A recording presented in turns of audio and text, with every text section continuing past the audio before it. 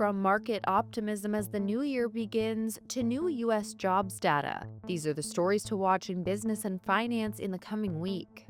Investors' year ahead outlooks are broadly optimistic about 2026. Some say money managers may have fallen into the hot hand fallacy trap, with 2025's winning streak making them more optimistic instead of worried their luck will run out. Others have decided it is most rational to back hot-handed U.S. retail investors, who have bet on Wall Street dips and become a more dominant force as they keep doubling down. Investors' fear of missing out could extend December's positive trends, but there is possible fresh turmoil ahead with a U.S. Supreme Court tariff ruling and a new Federal Reserve Chair announcement expected soon.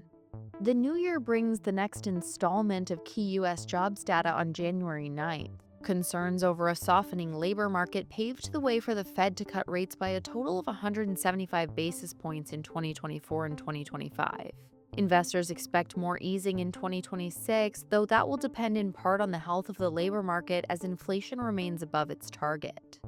Sources say major oil producers are likely to leave oil output levels for the first quarter of 2026 unchanged. Such a decision would moderate a push to regain market share amid fears of a looming supply glut and after oil prices fell more than 15% over the course of 2025.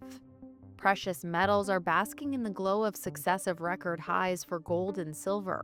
Gold, despite its biggest jump in 46 years, retains its safe haven cachet as central banks keep buying and investors hedge against lingering worries from the war in Ukraine and a stock market bubble. The year kicks off with a U.S. probe into tariffs on critical minerals. Expect more volatility with commodity indexes rebalancing starting January 8th.